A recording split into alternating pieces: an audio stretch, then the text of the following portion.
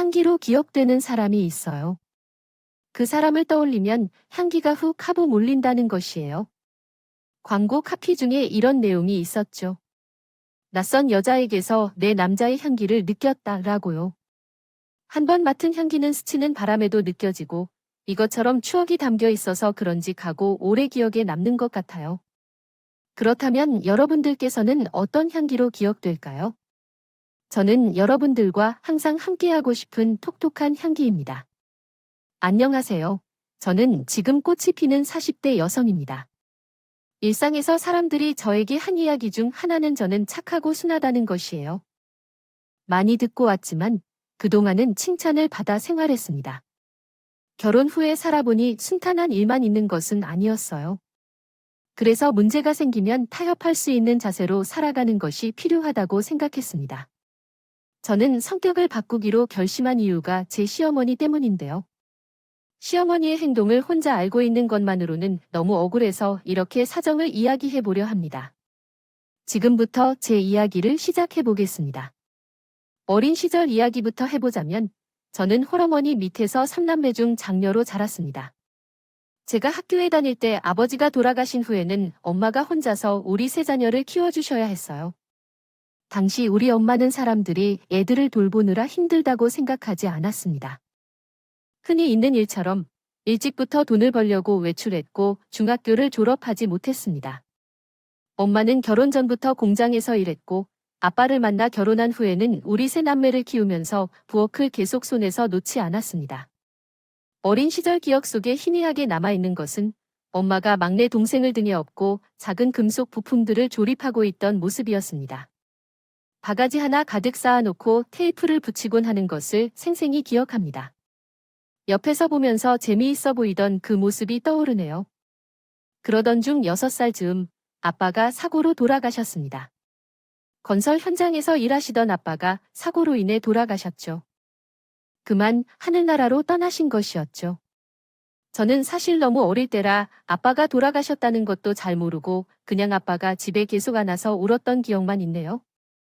엄마는 아빠가 돌아가신 후 혼자 우리 3남매를 키우느라 정말 고생하셨습니다. 장녀인 저는 어릴 때부터 엄마를 도와서 막내 동생 기저귀를 갈고 분유를 태우며 싱크대 앞에 의자를 올려놓고 설거지를 했습니다. 엄마는 막내가 유치원에 들어갈 나이가 되자 밖에서 하루 동안의 일을 시작하셨어요. 어릴 때라 엄마가 무슨 일을 하셨는지는 잘 모르겠지만 매일매일 가리가 부담되어 종아리를 주무르고 있었습니다. 앉았다 일어날 때마다 허리를 두드리며 신음을 내며 그의 모습만이 기억에 남습니다. 그리고 밤이 되면 엄마는 불을 껐던 방 안에서 손에 든 염주를 만지며 어떤 것을 중얼거리고 계셨어요. 그 이후에도 엄마는 우리를 키우기 위해 모든 힘든 일을 다 하셨어요. 사무직을 구해주는 곳이 없어서인지 몸 쓰는 일만 하셨습니다. 공장 생산, 물론이지만 건물 청소, 가사 도우미, 전단지 알바까지 아침부터 저녁까지 그렇게 열심히 일하시고 새벽에는 우유 배달까지 하셨습니다. 혼자서 3남매를 학교에 보내려면 정말 많이 바쁘셨겠죠. 그래서 나는 어릴 적에는 외식도 한 번 해본 적이 없는 것 같아요. 매일 쌀과 김치만 먹다가 엄마가 가끔 소시지를 반찬으로 구워주시는 때가 있었죠. 제일 행복한 시기였습니다. 어릴 때 치킨도 햄버거도 안 사주시는 엄마가 미웠지만 중학생이 된 이후부터는 엄마가 얼마나 고생하시는지 알게 되어 더는 투정을 부리지 않았습니다. 그렇게 시간이 흘러 저와 동생들이 하나둘씩 대학에 가고 알바를 하게 되면서 엄마도 예전보다는 휴식을 취할 수 있게 되셨어요. 더는 새벽에 우유를 배달하거나 추운 날에 전단지를 붙이는 등의 일을 하지 않게 되셨죠. 어느 날 엄마의 얼굴을 자세히 보니 피부가 푸석하고 주름이 많은 것을 알 수 있었어요. 이제 겨우 50살인데 다른 동년배 아줌마들과는 달리 피부가 푸석하고 주름이 많이 있었어요. 할머니처럼 쪼그라들고 촉촉한 엄마의 손길을 받던 것이 마음을 아프게 했습니다. 미래의 훌륭한 사람과 결혼하여 서로의 손을 잡고 서로를 짓하고 풍요롭게 살아야겠다는 생각이 들었습니다. 그렇게 저 또한 나이가 들어 결혼 상대가 나타났습니다. 3년간 만나온 그분과 결혼을 위해 양쪽 가족의 승낙을 받고 상견례 날짜를 잡았습니다. 남편은 전 직장에서 만났는데 서로에게 맞는 성품을 지닌 남자라 생각합니다. 남편과 관련하여 상대방 가정에 대해 듣다 보니 우리 집과 상당히 다르다는 것을 알게 되었습니다. 먼저 저희 어머니는 불교인인 반면 예비 시부모님은 독실한 기독교 집안이었습니다. 종교적인 차이가 문제가 될까라는 걱정이 들기도 했지만 결혼한 남편과 저는 무교이기 때문에 괜찮을 것이라고 생각했습니다. 그리고 남편의 어머니는 고졸이신데 반해 부모님은 두 분 모두 대학을 졸업하셨습니다. 남편의 아버지는 조그만한 사업을 운영하고 계시고 어머니는 가정주부라고 하셨습니다. 양쪽 부모님 모두 건강하시고 아버님이 사업을 하셔서 경제적으로 저희 집보다 나은 상황이 당연한 것이었습니다. 또한 시아부모님이 같은 지역 출신이라서 상경 내장소를 잡는 것도 어렵지 않았습니다. 결혼 3년차 날, 저는 엄마를 모셔 세계 자리에 앉았어요. 우리가 먼저 도착해서 앉아 있었더니 곧 남편이 시아버님과 어머님을 모셨습니다. 들어오셨을 때 저와 엄마는 자리에서 일어나서 인사를 드렸고 시어머니께서 그 눈을 흐릿하고선 네네 하시며 말씀하셨습니다. 자리에 앉아 음식이 나오자 천천히 식사하면서 어른들끼리 얘기를 나누었습니다. 그러나 얘기를 나누다 보니 시어머니께서 말씀을 좀 심하게 하셨어요. 아야, 근데 수진이는 내가 보니까 애비 없는 티가 너무 나던데요. 우리 춘석이는 저녁 먹었으면 빨리 집에 보내야 하는 것이 제 뒤에 기가바이트가 뭘 하고 있어서 늦게까지 남자를 붙잡고 있는지. 그런 건 원래 아빠가 교육을 시켜야 하는데 아빠가 없으니 한 번 교육을 택했다고 생각해요. 시어머니께서 우리 엄마에게 이렇게 말씀하시는 건 아닐 것 같아요. 순간 제가 제대로 못 들었다고 생각했습니다. 얼굴이 화끈거리며 자리를 박차고 나가고 싶었지만 소심한 성격 탓에 그러지 못했어요. 우리 엄마도 분명히 기분 나쁘실 텐데 대신 제대로 안내하시지 않고 이렇게 대답하시더라고요. 사법인이 우리 수진이를 잘 기른다고 키웠는데 조금 부족했나 봅니다. 사귀시는 분이 잘 가르쳐 주세요. 엄마가 이렇게 대답하자 저도 더 이상 할 말이 없었습니다. 그리고 시어머니의 막말은 여기서 끝나지 않았습니다. 근데 수신 염원하던 게 맞다고 들었는데 일일 건물 청소를 말씀하시는 건가요? 그 귀국해서 몇 분 동안 받지도 못할 것 같은데 어떻게 선배께서 성장시켜 주셨나요? 하긴 대학도 오셨으니 그런 일 말고는 못하시나 봐요. 시어머니의 막말에 너무 화가 나서 남편 허벅지를 꼬집었더라고요. 남편은 확확 놀라서 밥을 먹던 숟가락을 떨어뜨리더군요. 그런데 막말을 하는데도 옆에 있는 샵5 지원 남편은 말리지도 않았다고 해요. 많이 기분 나쁘셨겠죠. 우리 엄마는 이번에도 차분하게 웃으며 대답하셨어요. 네, 그렇죠. 저는 배움이 부족하여 고상한 일은 못하지만 그래도 망이라면서 열심히 우리의 딸을 키웠으니 수진이가 예쁘게 보여주신다면 감사하겠습니다. 엄마는 대답하며 너무 서운한 상황에 눈물이 나왔다. 하지만 그 자리에서 눈물을 보이면 저희 집안을 더욱 무시당할 것 같아서 괜히 시선을 딴 데로 돌리며 참았습니다. 이렇게 기분이 나쁜 상견례가 끝난 후 화가 나서 남편의 손을 뿌리친 채 엄마와 함께 집에 돌아갔습니다. 나는 이 결혼을 못하겠다고 엄마에게 말했습니다. 우리 엄마를 무시하는 집에는 들어갈 수 없다고 했지만 엄마는 나를 달래며 말씀해 주셨습니다. 수진아, 어른들이 걱정해서 그러신 말입니다. 지금은 어른들의 시선으로 당신을 판단하는데 그들은 너에게 대해 잘 알지 못하는 상황이기 때문입니다. 하지만 너가 시집가서 잘 부모님을 대할 때 그들도 금방 너를 알아주실 거라고 생각해. 그래서 개념 때문에 남편과 헤어지지 말고 잘 지내보라고 해. 저는 처음에 시어머니 때문에라도 남편과 헤어질 생각을 했지만 만약 헤어진다면 엄마가 더 슬퍼하실 것 같아서 결국 결혼을 진행하기로 했습니다. 시간이 지나면 괜찮아질 거라고 생각해. 그런 신중한 결정에 따라서 결혼이 시작되었습니다. 사동안 서로 마주치지 않을 정도로. 상경낼 때처럼 엄마에게 막말을 하는 일은 없었지만 이제는 제게 막대한 강박을 가지고 계십니다. 모교인 저한테 교회에 가라고 강요하시기 시작했습니다. 결혼한 지 한 달이 지난 시점부터 저는 평일에 회사에서 일하는데 엄마는 전화 없이 연권 없이 주말에 교회에 가자며 계속 이야기하십니다. 제가 시간이 없다거나 이번 주는 바빠서 거절을 했지만 소용이 없었습니다. 제가 바쁘게 일하고 있는 것을 알면서도 전화를 받을 때까지 계속 전화하십니다. 업무 전화 때문에 핸드폰을 끄기도 어려워요. 나중에는 너무 스트레스를 받아서 시어머니 전화번호를 차단해야 될까 고민을 많이 했어요. 남편에게 하도 해봤지만 수단에 없더군요. 오히려 남편은 식으로 얘기하더라고요.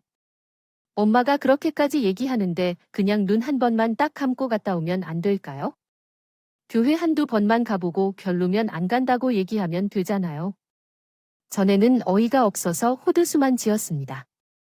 남편은 본인도 교회 안 다니면서 저러한 말을 어떻게 그렇게 쉽게 하는지, 어머니가 지금도 그렇게 지시하시는데 제가 교회를 굳이 한 번 안 가고 안 가면 또 얼마나 어떻게 될지 상상만 해도 머리가 아프네요. 결국 이 핑계와 저 핑계 사이에서 교회에 대한 선택을 해야겠죠. 가는 것을 미루다가 더 이상 할 수 없겠어서 주말에 일하는 알바를 했습니다. 제 성격이 싹싹해서 안 간다고 그만 얘기하라고 해도 좀 그래서 차라리 이래라 저래라 못하고 가는 것이라면 어머님도 어찌할 바를 모르겠다고 생각했어요. 평일에는 회사에서, 주말에는 알바까지 하다 보니 몸이 너무 힘들었지만 그래도 어머님의 잔소리를 안 듣는 게 훨씬 나았다는 생각이 들었어요. 그리고 나중에는 알바도 그만두고 주말에 집에서 쉬었지만 계속 일을 하는 척 해왔습니다. 그렇게 어머님의 잔소리가 얼마 안 되어 결혼한 후 첫 명절이 되었습니다. 저희 엄마는 시댁에 갔다 오라며 없는 형편인데도 한우와 한라봉 한 박스를 준비해서 차에 실어주셨어요. 저는 실행에 도착하여 가져온 선물을 드렸습니다. 그러자 시어머니께서 감사다. 전해드릴 것이냐고 하시면서 본인은 선물을 우리 친정해임에 택배로 보냈다고 말씀하셨어요. 그렇게 우리 엄마를 무시하시더니 그래도 기본적인 예의를 지키시는 분인 줄은 알았습니다. 명절 당일에는 집에 못 가게 되어 시댁에서 꼼짝없이 있다가 다음 날에는 친정에 가야 했습니다. 다음 날 친정에 도착하자 엄마가 할 말이 있는 듯 이상한 표정을 지으셨어요. 엄마가 제 손을 잡고 방 안으로 들어가셨습니다. 수진아, 이건 사부인이 보내신 것이에요. 혹시 다른 분에게 선물하려다가 헷갈리시는 게 아니신가요? 저는 엄마가 내게 준 선물 상자를 열어보았습니다. 그런데 거기에는 예쁘게 포장된 성경책과 시어머니가 다니시는 교회에서 나오는 펜플래시들이 들어 있었습니다. 정말 황당했습니다. 우리 엄마는 불교 신자인 것을 알면서 성경책이라니. 제게 교회에 가라는 심적인 힌트를 주신 줄은 몰랐습니다. 너무 화가 나서 시어머니께 전화를 했어요. 혹시 혼동하신 게 아니냐고 다른 분들이 보내신 선물이지만 저희 집에 왔다고요. 성경책을 보내신 게 진짜 맞으신 건가요? 그러자 시어머니가 다음과 같이 말씀하셨습니다. 그건 당신들 집에 보낸 거 맞아. 내가 봤을 때 아무래도 당신들 어머니가 그동안 힘들게 내 심기다운 걸 했기 때문인 것 같아. 진작에 믿음 생활을 했더라면 좋았을 텐데 이제야 되어도 우리 교회에 나와서라고 말해줘. 아, 내 동생들도 함께 오면 더 좋을 텐데. 나는 화가 났지만 어른이라 차마 화내지 못했어요. 이럴 때는 제 성격이 정말 너무 가깝겠습니다. 말을 잘 찾지 못하여 대충 얼뜸히 전화를 끊었습니다. 그리고 엄마에게는 신경 쓰지 말라고 했어요. 어머니는 워낙 독실하셔서 주변에 자주 교회를 권하신다고 하시는군요. 하시곤 별말 않으셨고 그 이후에도 시어머니께서 몇 차례 더 우리 엄마에게 문자를 보내시면서 성경 말씀이나 교회 예배 일정 등을 보내주셨지만 엄마는 항상 정중히 감사하다는 답변만 하고 넘기셨습니다. 그러던 중 몇 년이 지난 후 결혼한 지 5년이 다 되어가도 아이가 생기지 않아 병원을 찾아 검사를 받아본 결과 인공수정을 시도해야 한다는 결과를 들었습니다. 그때 갑자기 어머니께서 전화를 주셨는데 주말에 시간을 내려고 하신다고 하셨습니다. 어떻게든 하여 목사님을 통해 축복받을 수 있도록 도와주신다는데요. 그리고 축복을 더 받기 위해서는 헌금을 많이 내야 한다고 하셔서 무척 당황스럽고 어리둥절했습니다. 봉투를 두툼하게 준비하라고 하셨더군요. 저는 참을 수 없다고 말하지도 못하고 그날은 알바를 뺄 수 없어서 못 갈 것이라고 말했습니다. 그러자 시어머니께서 덧붙였다. 너 지금 알바가 중요한가? 네가 마음속에 믿음이 없으니 아이도 안 생길 거다. 목사님이 어렵게 시간을 내주셨는데 어쩜 그런 일이 생길까? 이미 알바만 생각하냐. 때려치라. 화를 내신 시어머니의 목소리에 깜짝 놀라 일단 알겠다고 하고 전화를 끊었습니다. 그리고 어머니께 장문의 문자를 보내서 못 간다고 말씀드렸어요. 그러고 나서는 휴대폰이 불이 난 것처럼 어머니로부터 전화가 몇 번 왔지만 받지 않았다. 그냥 놓아뒀는데요. 생각해요. 그날 이후로 어머니가 절로 엄청 괴롭히셨어요. 사서 한글로 꼬투리를 잡고 잔소리를 하시고 막말을 하셨어요. 기분이 없었죠. 그래도 저는 참았습니다. 시간이 지나면 나아질 것이라고 생각했어요. 다음 해에 아버지께서 환갑이 되실 줄 알았습니다. 요즘에는 환갑은 그냥 넘기는 경우가 많다고 들었습니다. 하지만 저희 시댁에서는 환갑잔치를 꼭 해야 한다고 하시더군요. 그래서 남편과 함께 장소를 알아보고 있었는데 어머님께서 집에서 하기로 하셨어요. 어머님 집은 평수가 넓긴 해도 사람들 여러 명을 초대할 수는 있겠지만 음식들은 다 직접 해야 한다고 하신다고 깜짝 놀랐어요. 저는 어머님께 요즘 음식을 많이 사서 해 먹는다고 했더니 어머니께서 안 되라고 못 박으시더라고요. 손님들이 멀리 오셨는데 구입한 음식을 대접하는 건 나도 너도 할 수 있는 일이니 금방 안 되는 것을 곁들여서 처리하는 것은 쉬운 일이었던 것을 아버지가 놀랐겠지만 저는 즉시 사과를 드렸습니다. 잔치 전날 시댁에 가서 아침부터 요리 도와주었습니다. 그러나 손님들이 많아서 비록 처음엔 계획대로 되지 않았지만 최선을 다해 음식을 준비하고 대접했습니다. 음식 종류가 조금 모자라 보여서 어머니께 물어보았습니다. 어머니, 음식 종류가 조금 모자라 보여요. 재료를 더 사오시겠어요? 그러자 어머니는 아니요. 나머지 음식은 다 부탁했으니까. 내일 아침에 추가로 만들어야 할 것 같으면 알려줘요. 그리고 내일은 둘이서 있는데 손이 너무 부족하면 아주머니를 불러서 도와달라고 하세요. 어머니는 걱정 마세요. 제가 나머지 음식은 잘 부탁했다고 했으니 다 할 거예요. 라고 말씀하셨습니다.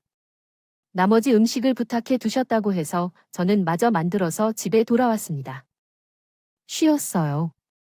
그리고 다음날 메인 음식을 준비하려고 일찌감치 일어나야 했어요. 도착해서 보니 어머님이 말씀하신 대로 자체 불고기에 등등 어제 없던 음식들이 많이 준비되어 있는 것을 보았어요. 양말이나 정도를 생각해보니 푸짐하게 대접할 수 있겠다고 생각했어요. 저는 어머님을 도우러 주방에 들어갔어요. 부엌에는 도우미 아줌마가 아침을 준비하고 계셨어요. 그런데 놀라운 일이 벌어졌어요. 도우미 아줌마의 뒷모습이 너무나도 제 엄마와 닮았던 것이었어요. 제가 깜짝 놀라 도우미 아줌마의 어깨를 잡고 돌렸어요. 그런데 놀라운 사실이 발각되었어요.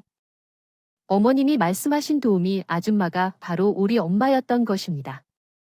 저는 깜짝 놀라서 소리쳤어요. 엄마가 왜 여기 있어요? 크게 왜 씨씨 부인이 좀 도와달라고 와서요. 저는 너무 황당해서 입을 벌리고 시어머니와 친정 엄마를 번갈아가며 쳐다봤습니다. 시어머니는 놀란 척을 툭 치며 말씀하셨습니다. 예, 너는 아침부터 저녁까지 엄마 가사도우미 일도 하셨다면? 그러니까 내가 불렀어. 어차피 하시던 일인데 실수해서 추는 게 장례? 저는 시어머니의 말에 수긍하지 않았습니다. 엄마의 손을 잡고 밖으로 나가려 했어요. 그런데 엄마께서는 저를 말리면서 괜찮다고 하셨어요. 옆에서 남편도 한 번만 참아주길 바라며 눈치를 줬는데 어쩔 수 없이 속으로만 화를 삼켰습니다. 그런데 어머님의 한 말씀은 더 좋지 않았어요. 아, 근데 수진 어머니의 음식 재료 비용은 그냥 약간 부족한 것으로 생각하세요. 어차피 사돈 형편에 맞춰서 조금만 내실 것 같은데 삼수사돈 가치 재력과 가까운 것 아닐까요? 내가 자가사돈의 잔치날이라면 괜찮다면 제가 중도를 맡아도 될 것 같아요. 와 정말 시어머니의 막말은 너무 심해서 혀를 내두를 정도였습니다. 엄마는 표정이 안 좋아 보였지만 잔치날이라 참으신 것 같았어요. 전혀 화를 내지 못하고 화장실로 도망가 한참을 울었습니다. 이런 집구석에서 시어머니의 막말만 듣게 되어서 정말 너무 죄송해서 가슴이 무너지는 것 같았어요. 상견례 때 그런 말은 써야 하는 건데 엄마한테 미안해서 결혼을 파토내지 않은 게 엄마를 더 상처 주는 꼴이 되었네요. 그날 엄마는 정말 도우미 아줌마처럼 음식을 나르고 술을 따르고 상을 몇 번씩 치우고 닦았습니다. 시어머니는 손님을 받는다 치고 아무런 도움을 주지 않으셨어요.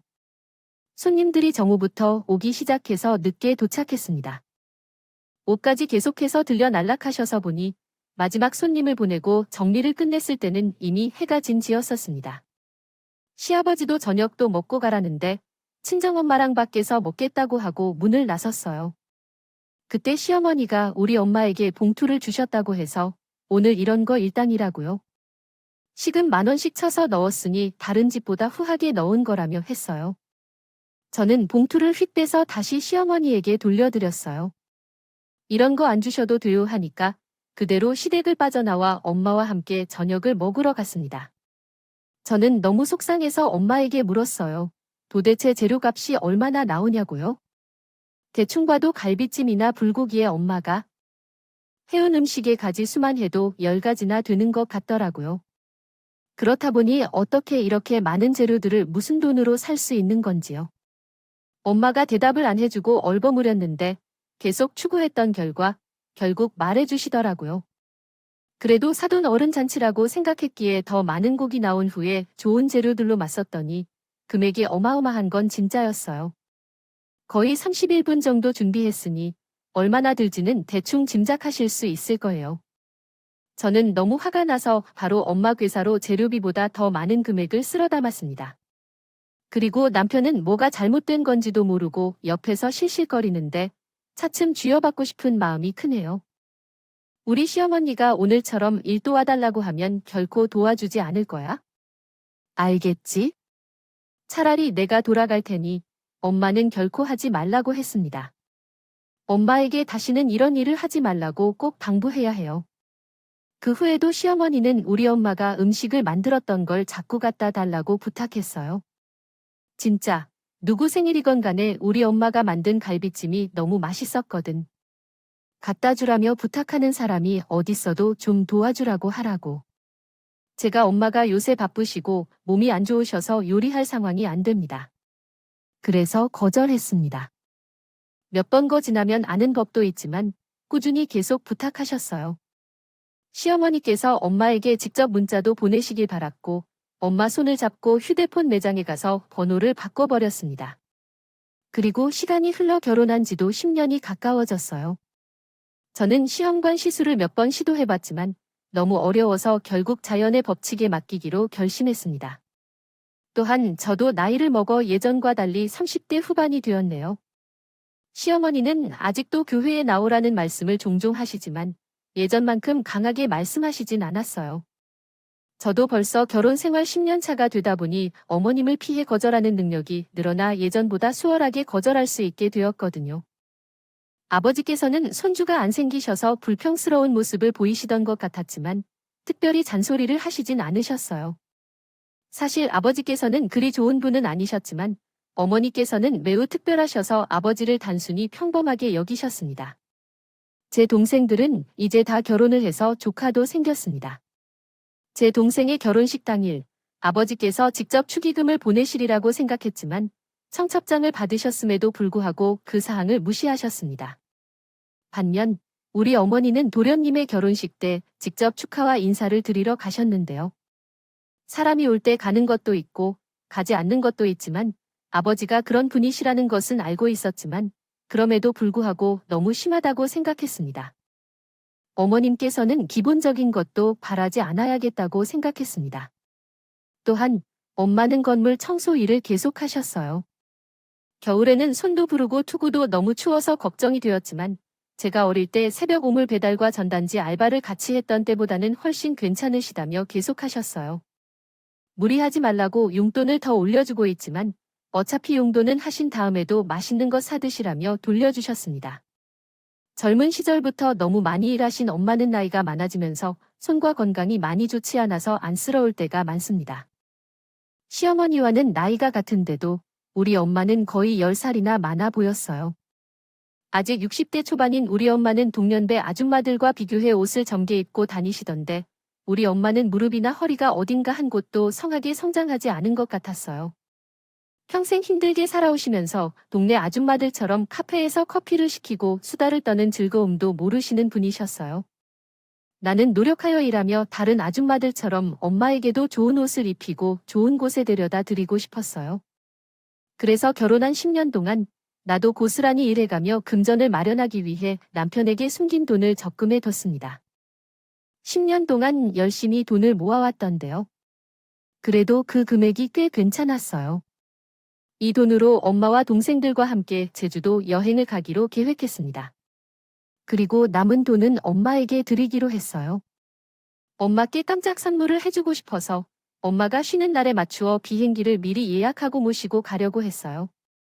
엄마가 기뻐하실 모습을 상상하니 기분이 너무 좋았어요. 다리가 안 좋으신 엄마를 위해 최대한 걷지 않고 즐길 수 있는 관광 코스를 짜기 위해 매일 머리를 싸매고 있었어요. 그런데 이 여행 준비의 설렘이 갑자기 다 사라지고 망가지기 시작했습니다. 엄마가 사고로 갑자기 돌아가신 것입니다.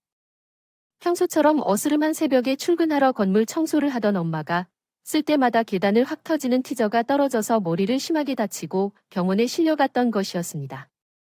엄마의 사고 소식을 듣고 병원에 도착했을 때는 이미 하얀 수건 아래에 싸늘한 시신이 되어 있었습니다. 저는 그대로 주저앉아 울음을 터뜨렸습니다. 우리 엄마, 내가 다 알아서 해줄 테니까 어떻게 이렇게 일찍 가시는 거예요? 엄마, 풀스는 우리 엄마를 크게 불러보지만 엄마는 어떻게라도 대답을 하지 않았습니다. 아, 혼바, 저는 계속 엄마를 부르며 혹시나 다시 깨어나길 바랐지만 목이 쉬고 갈라져 피가 나도록 엄마는 아무 대답도 하지 않았습니다. 불렀습니다. 고생만 하시다 돌아가신 우리 엄마가 너무 안쓰러워 견딜 수 없었습니다. 엄마, 미안해요. 1년만 더 서두르지 않았으면 어땠을까요? 엄마가 이렇게 일찍 가시게 될 줄도 모르고, 너무 늦어버린 것 같아요. 엄마를 위해요. 엄마, 저는 차갑게 식어버린 엄마를 안고 그동안 해주지 못했던 말을 쏟아냈습니다. 가족들이 말리고 병원 관계자들이 말리려고 해도 아랑곳하지 않고 엄마를 안고 놔줄 수 없었습니다. 그렇게 결국 동생들이 억지로 끌어내려서 엄마를 떠나보내야 했죠. 아직도 엄마를 잃은 현실이 믿기지 않아서 계속 그 길을 바랐었지만 꾸미게 됐습니다. 아니요, 그렇지 않았어요. 가슴 한쪽에 큰 구멍이 뚫린 듯한 느낌이었습니다. 엄마를 잃은 슬픔을 품은 데에 농사모자 모습으로 도전의 장례식을 준비했습니다. 엄마의 장례식을 꿈에서도 상상한 적이 없었기 때문에 준비하면서도 현실감이 잡히지 않았어요. 급하게 장례식장을 예약하여 장례를 치르게 되었습니다. 장례식 첫날에는 손님이 많지 않았어요. 아빠도 일찍 돌아가셨고 외가 쪽 친척들이 거의 오지 않아서 찾아오는 손님이 별로 없었습니다. 저녁 증대자인 친구들과 직장 동료들이 위로와 공감을 표해 주었지만 어떤 위로도 귀에 들리지 않았습니다. 시댁 식구들은 오기보다는 전화로 위로의 말씀을 전해주셨어요. 한 통도 없었어요. 그래도 그때는 정신이 없어서 시댁 식구들이 오는지 안 오는지 신경도 안 썼습니다. 그리고 장례식 둘째 날이었어요. 5시 늦게 어머님이 찾아오셨습니다. 그런데 혼자가 아니셨어요. 들어오실 때부터 시끌시끌해서 나가보니 어머님이 처음 보는 사람들 10명을 데리고 들어오신 게 아닐까 싶었어요. 나가서 인사하자 어머님이 말씀하셨습니다. 예, 수진아, 인사드려라. 올해 교회 집사님들이 왔어? 우리 교회가 이런 경조사 날도 잘 챙길 줄 알아? 자, 여러분, 들어갑시다. 예수진아 얼른 밥이나 내오려고 걸어왔던 분들도 한가운데 춥겠다. 어머니께서 데려오신 분들은 모두 처음 보는 분들이시라고요. 장례식에 왜 모르는 사람들을 데려오셨나 의아했지만 그런 것까지 따질 만한 마음가짐이 아니었습니다. 시어머니와 지인들은 전혀 신중해 보이지 않고 가벼운 태도로 기도를 하더니 자리에 앉으셨어요. 그리고는 어디서 나온 듯이 즐겁게 이야기를 나누기 시작했습니다. 근데 여기는 장례식장인데 아무리 장난치더라도 인테리어가 뭐야? 나는 우리 아들을 여기서는 죽음의 경위를 갖지 말라고 조언해야겠다고 생각했습니다. 어머니의 지인 중 한 분이 이렇게 말씀하시는 것이 들렸습니다. 다른 사람의 장례식장에서 인텔에 오는 모습을 보니 힐룰란이라는 말이 잘 어울리는 분이셨어요. 그러나 그때 어머님이 말씀하시는 내용이 더 감동적이었습니다. 아야, 집사님, 말도 마세요. 돌아가신 우리 사모님 내에 동에 없었거든. 생전에 치고 뻥치는 청소부야. 청소부야 냄새나고 청소부가 뭐야? 고상하지 못하게. 이러니 이런 호진돼서 장례 치르는 거지 뭐. 저는 어머님의 말씀을 똑똑이로 들었지만 차마 엄마의 마지막 가시는 길을 시끄럽게 하고 싶지 않아 이를 바닥바닥 갈면서 참았습니다. 옆에 있던 제 동생들도 같은 마음이었는지 어금니를 꽉 깨물고 어머님을 노려보기만 하더라고요. 그것도 모르고 어머님은 지인들과 아주 신나게 식사를 하셨어요. 편육이랑 수육을 몇 번 리필했는지 몰라요. 누가 보면 고사 파티라도 벌인 줄 알 정도였습니다. 어머님은 맛있게 드시다가 몇 번씩이나 도우미를 불러 음식 지적에 온갖 진상을 부르셨어요. 아니, 이거 육개장의 고사가 이거밖에 없어서 탕가겠어요. 선인 대접이 너무 안해서 정말 아무리 싸구려 장례식장이라도 음식이 이러면 안 돼요. 아니야, 여기 김치 중국산 써요. 김치 때깔 보니 중국산이란 말이 되냐? 찝찝해서 찌먹으라는 건지 원이 봐요. 테이블에는 고기만 시킨 거예요. 우리는 최대한 피기만 주었잖아. 지금 차별하는 거예요. 우리가 누군지 알겠죠? 여기 서비스가 너무 불친절해. 서비스가 우리가 교회 가서 여기 장난식전 잘 때 오지 말라고 다소미 낼 거니까 그래야 해요. 우리 교회 사람 몇 명이에요. 내가 입을 벌리면? 당신들은 손가락질 당할 시간만을 기다리고 있어요. 손님들 판매라 정신없는 와중에도 제가 들은 것만 해도 이 정도 있습니다. 들리지 않은 것을 합치면 훨씬 많았겠지만 목소리는 너무 크신데 손님들이 모두 여자분 테이블을 쳐다보고 눈치를 주지만 무시해도 돼요. 하지만 우리 시어머니 여기에서는 끝이 아니었습니다. 갑자기 어디론가 전화를 하시더라고요. 권 부사, 직접 사.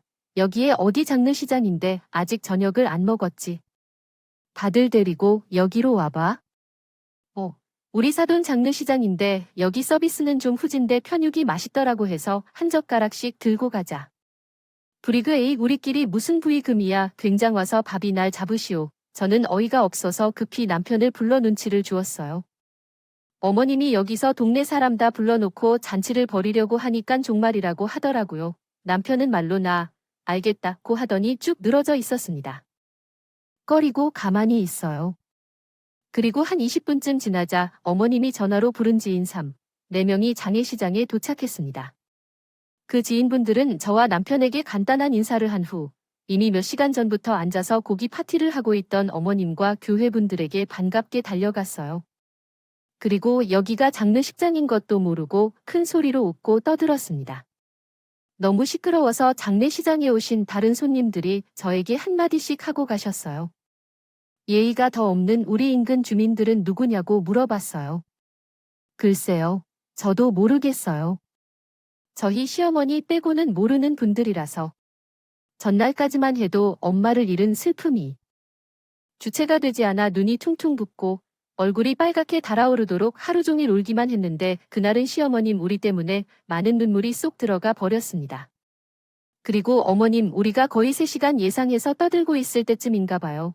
갑자기 다 같이 손을 맞잡고 있던 이 기도를 하시더라고요. 뭐라고 하는지 나는 알아들을 수가 없었고 마지막에 다 같이 아멘이라고 하길래 그제서야 기도인 줄 알았습니다. 그런데 그 뒤가 정말 가관이었습니다. 갑자기 어머님과 지인분들이 큰 소리로 노래를 부르기 시작했어요. 수면 가까이에 있는 사람들이 큰 소리로 노래하자 장례식장에 있던 모든 사람들의 눈이 환해졌습니다. 그곳에 쏠렸습니다. 그때 들렸던 가사는 이러했고 내용은 나의 영혼이 은총 입어 중한 죄 짐 벗고 보니 슬픔이 많은 이 세상도 전국으로 하도다. 저는 노래 가사를 듣자마자 눈물이 났습니다. 우리 엄마를 도우미로 키우며 먹던 명절 선물로 성경책을 선물했던 일 등등 많은 일들이 머릿속을 스쳐 지나갔습니다. 그렇게 우리 엄마를 괴롭히던 불교 신자인 우리 엄마의 장례식장에서 찬송가라뇨. 예전만큼은 도저히 참을 수가 없었습니다. 올해 엄마를 얼마나 우습게 봤으면 나를 저럴까요? 저는 마침 옆에 있던 육개장 하나 사발을 들고 성큼성큼 시어머니에게 다가갔습니다. 시어머니는 그것도 모르고 열심히 노래를 부르고 있더군요. 알렐루야, 찬양 아삼. 내 모든 죄 삼받고 주 예수와 동에 나니라고 노래를 부르고 있는 시어머니는 머리에 김이 모락모락 나는 뜨거운 육개장 한 사발을 들이부었습니다. 시어머니는 깜짝 놀라 소리를 지르고 당황한 남편은 뛰어왔습니다. 어머, 넌 이창이 이게 무슨 일이야? 어머님은 빨간 국물과 건더기 대를 흠뻑 뒤집어 쓴 채 저를 때릴 때 손을 올려서 저를 때리려 했습니다. 그때 저는 어머님의 손을 잡고 말했습니다. 그 놈의 예수, 예수, 예수. 어머니였잖아. 그렇게 교회에서 주님과 하나님의 섭에 기뻐하신다면 어차피 하루라도 빨리 하나님 곁으로 가시는 것이 어때요? 우리 불쌍한 엄마 대신에 어머니가 가셔야 했는데 말이에요. 제가 어머님께 말씀드리려 했는데 옆에 있던 교회분들이 하나 둘씩 소리쳤어요. 어머니, 얘 봐요. 성은 한테 그런 심한 말을 왜 해? 진짜 이 집 며느리 때가 없는 며느리야. 제가 어이없어서 지지 않고 댁으로 돌아돌았어요. 이 보세요. 주머니에 하나님 곁으로 가세요 라는 말은 너무 심한 말인 거 알아요? 당신들 애들은 하나님을 믿는 사람들인데. 아니에요. 어머님 말씀 좀 해봐요. 제가 잘 못 말한 게 있어요. 저가 그 아주머니와 어머님에게 소리쳤다 옆에 있던 다른 아주머니가 또 들어섰어요. 이게 아주 못돼 먹고 마시고 귀여운 찾아와서 기도해 주시고 찬양하시면서 계속 이게 무슨 짓인가요? 죽다가 보여 다시 그러니까 그 깊에서 배운 게 없어 속눈썹은 구만이라. 그 순간 갑자기 그 아주머니 머리에도 10번 6개 정이 쏟아졌어요. 앞서부터 고만하던 여동생의 육개장을 부은 것이었죠. 장례식장은 아주 난리가 났어요. 씹어서 국물을 엎은 여자 둘이 송수골에 소리 지르면서 난리를 피우고 있었고 나머지 교인들도 저한테 달려들어 제 머리를 쥐어뜯고 제 옷을 잡아당기며 욕을 한 적이 있었어요. 옆에서 지켜보던 다른 손님들이 나서서 가로막았지만 워낙 저쪽에 인어 수가 많아서 막을 수 없었어요. 그런데 그때 갑자기 제 남동생이 나섰어요. 큰 솥에 담긴 펄펄 끓는 육개장 한 솥을 들고 나와서 나 오늘 깜빡하고 할 텐데 어디 한번 다 같이 죽어봅시다. 우리 엄마가 뭐가 어쩌고 첫째, 당신들 가만 안 둬. 자, 누구부터 할까요? 얼른 신부님. 그러자 남동생은 우람한 책으로 18개의 솥을 들고 설치자로 나타나서 교회 사람들이 혼비백산하여 소리를 지르고 깜짝 놀라며 도망치는 꼴이었어요. 10명이 넘는 사람들이 다른 손님들을 무시하고 좁은 문으로 도망갔다. 시어머니는 기름이 묻은 손으로 제 뺨을 때리려다가 옆에 있던 남동생에게 째려보고 자기 겁을 하며 도망쳤다. 얼마나 급했는지 외투를 벗고 가버리라고 했다. 남편도 처음에는 저와 동생들을 말리려 했지만 남동생의 기세에 밀려 발만 동동 구르고 있었다. 그리고 남동생은 도망간 사람들을 장례식장 근처에서 마지막 사람이 사라질 때까지 밖에 나가 사람들을 노려봤다. 나는 한꺼번에 휘몰아치는 일들로 인해 가슴이 너무 놀라서 정신이 없었다. 다리에 힘이 풀려서 그 자리에서 주저앉아 말았어요. 그러자 동생들도 같이 바닥에 주저앉아 시시 서부등을 껴안고 온매운수 하염없이 엄마를 불렀습니다. 시어머니의 만행을 모두 지켜보고 있던 다른 손님들과 장례식장 직원분들도 모두 우리를 위로해 주셨습니다. 한참 울다가 먼저 정신을 차린 남동생이 갑자기 무언가 확인하러 가야겠다고 했어요. 그리고 돌아와서 한 이야기를 꺼냈습니다. 누나 시어머니 부으실 때 5만 원 했더라. 20명이 와서 먹거리를 마시고 떠들고 있는데 고만 말이야. 진짜 대단하실 거예요. 대단히 하셔. 이곳이 무료 급식소인 줄 아셨나요? 아버지께서는 남편이 너무 민망해서 얼굴이 빨개진 채로 고개를 들지 못하셨어요. 그 상황에 견딜 수 없어서 밖으로 나가 버리셨다고 해요. 5만 원에 관한 얘기에 어머님은 그럼 그렇겠지라고 말씀하신 걸로 알았습니다. 사람들이 어설픈 모습을 보면 참 웃겨서요.